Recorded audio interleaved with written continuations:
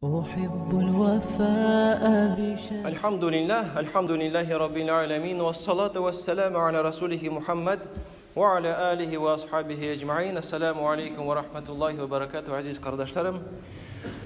Allah subhanahu wa ta'ala albatta siz onu bilasiz, iskagina tusham, bek ko'p bizga ne'matlar beruvchi, lekin shul vaqtda shul ne'matlarning bayasin bilirmiz, qachon uy fikrda agarda shul ne'matim mendan ketsa deb uy fikr yuritsak, o'ylasak. Chunki Alloh subhanahu wa ta'ala bu ne'matlarni bizga berdi, anarga g'iybat qilar uchun.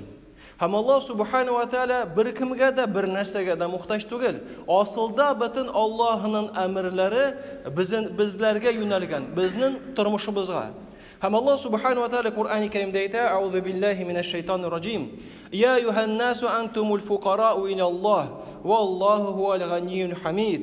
Ey kishilar, siz Allohga muhtoj, Alloh boy esa u sizga muhtoj tugil. Alloh subhanahu wa ta'ala boshqa oyatlarda da iymonga qog'ilishli bo'lganda da Alloh subhanahu wa ta'ala bizga bilgirdi. Men sizning iymoningizga da muhtoj tugil, u sizga o'zingizga kerak. In takfuru fa innalloha g'aniyyun ankum. Iymon keltirmasangiz-de, Alloh sizga muhtoj tugil. Va la yarda li ibadihi al-kufra. Ham lekin shundoq Alloh subhanahu wa ta'ala bizga bilgirdi. Alloh o'zining qullarining kufrlikka, iymonsizlikka rizo tugil. Alloh subhanahu wa ta'ala bu oyatlarda bizga iymonli bo'lirga kengash beradi. Chunki u albatta foyda o'zimizga qo'ydi. Bir vaqtni Payg'ambar Muhammad sallallohu alayhi va sallamni bir qavm shiltali boshlaydi. Nabid biz islom dinini qabul etdik, qabul etgach, senga da biroz yordam etishdi deganda, bizlarda da qo'y bir ishloqlarda shunday so'zlar bo'lib ola. Qara, men islom dinini qabul etdim bit.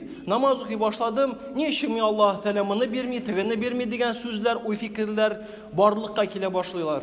Alloh subhanahu va taolo javob beradi. Qul la tamannu ala islamikum. Afiyetiz. Yamunnuna alaykan aslamu. Alloh seni islomni qabul etulari bilan shiltalilarmi? Qul la tamannu ala islamakum. Ay islomga kirig'iz bilan meni shiltalamagiz. Balillahu yamunnu alaykum an hadakum lil iman. Lekin sizning iymonga keluvingiz ul Allohning sizga qarata marhamatligi. Chunki biz nendagina amal qilmaylik, iymoni bo'lsin-da, amali bo'lsin-da, aslida bizga o'zimizga foyda qo'yadi. Niyatimiz Alloh rizoligi bo'lsa-da, o'zimizga qo'yadi. Chunki biz onlarga o'zimiz muhtoj. In kuntum sodiqin-de, agarda siz durust yilitirgan bo'lsangiz. Bir hadis qudusida Alloh taolo bizga bilgirdi. Ey qullarim menim, agarda birinchilaringiz, ham so'nggilaringiz, kishilar ham jinlar orangizda eng yaxshilari shekilli bo'lgan shekilli bo'lsangiz-da, bu mening podshohligimda bir narsada istamas.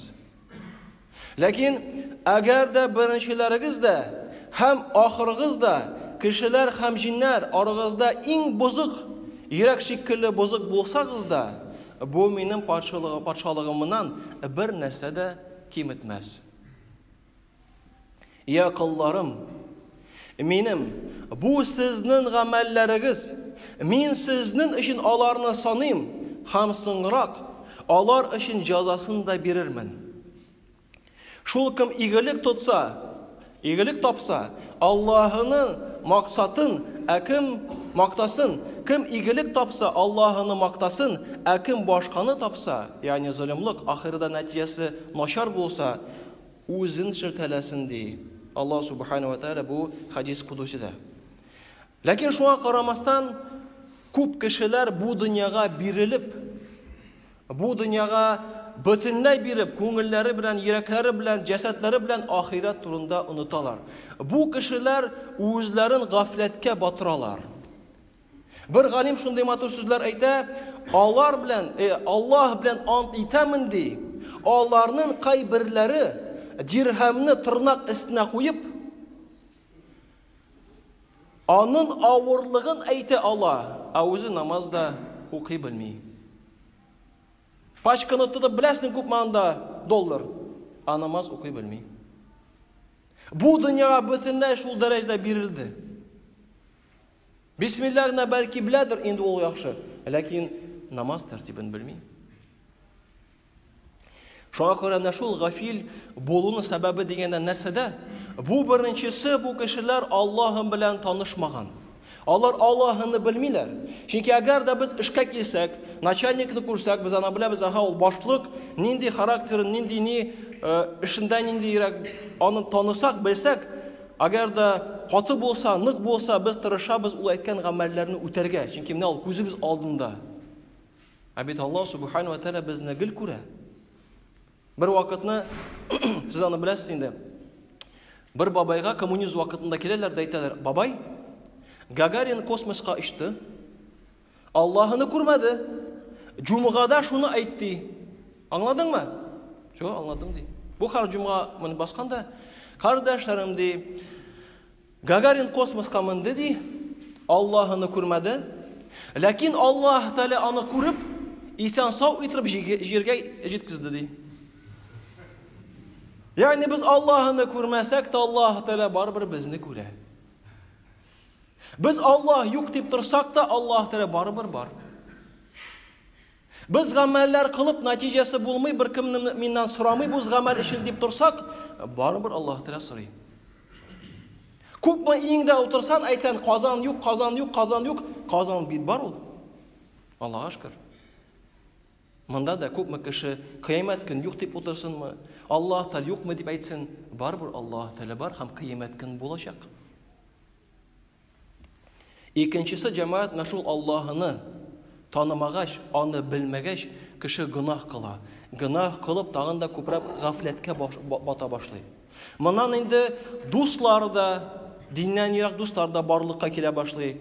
Алар белән аралаша башлый. Һәм Аллаһ субханаһу ва тааля әйтә: "Кыямәт көне нәрсә алар әйтерләр микән шул дуслар турында?" Аузу биллаһи минәш шайтанир раҗим. "Я вайлата лайтани лам аттахиз фуланан халила, лaqad adallani 'ani adh-dhikri ba'da idh ja'ani wa kana ash-shaytanu lil-insani khadhula."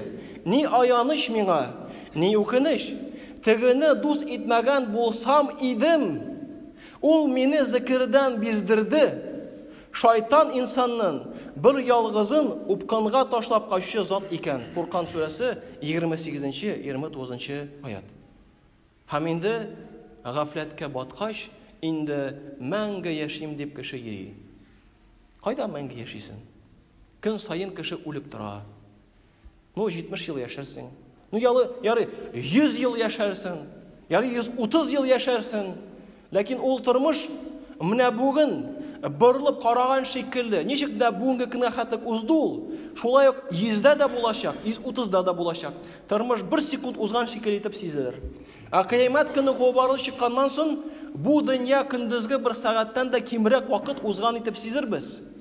Ләкин инде җавап тотырга һәрберебезгә кирәк булачак. Шуңа күрә менә шул гафләтне ничек даваларбыз микән? Беренче кардәшләрем, Аллаһ белән танышырга кирәк.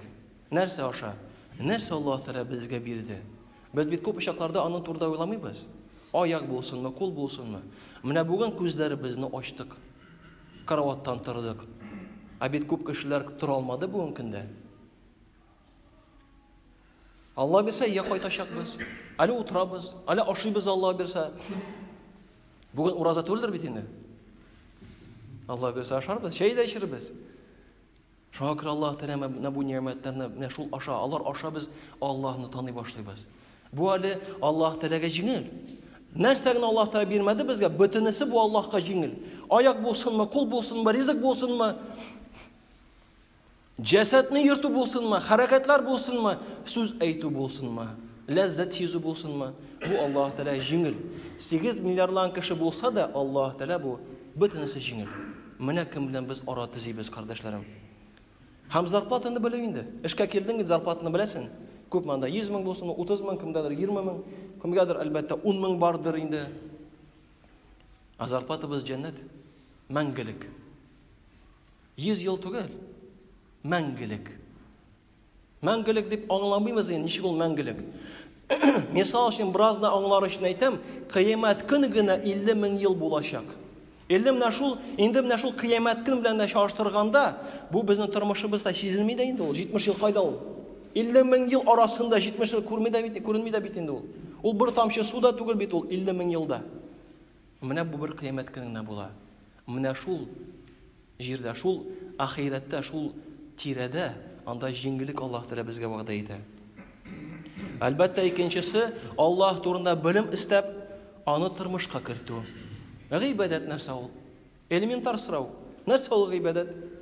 Гыйбадәт нәрсә икәнен белсәк, җиңелрәк яшәргә булыр.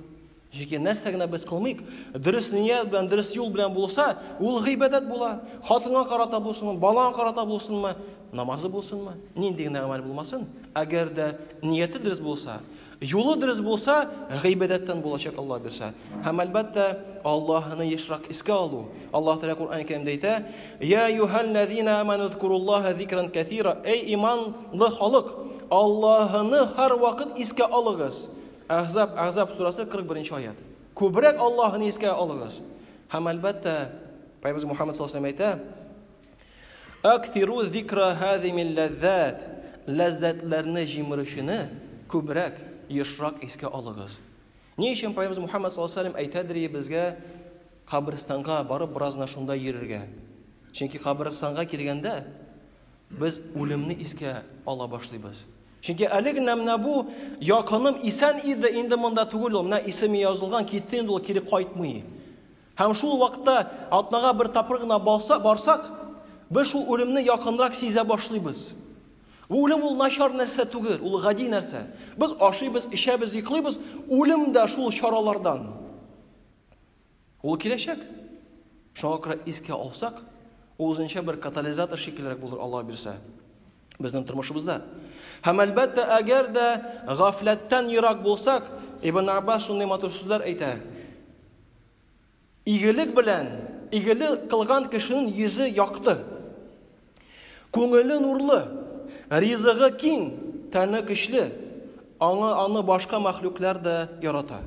Ләкин гынаһның нәтиҗәсе кешенең йөзе кара, күңеле караңгы, ризыгы тар һәм аңа карата башка мәхлуклар да нәфрәтле булачак." Бит Аллаһ Субхану ва Тәгалә бу кануннарны безгә иңдерде, безгә үзебезгә җиңел булыр өчен. Әле намазга басмадык, кая намазга басырга, авыр бит ул, вакытта кирәк, өйрәнергә дә кирәк. Намаз укучыларга сорау бир, авырмы ул? Ул әйтер, юк, авыр түгел, җиңел. Чөнки Аллаһ Субхану ва Тәгалә бу дөньяга кагыйдә салды.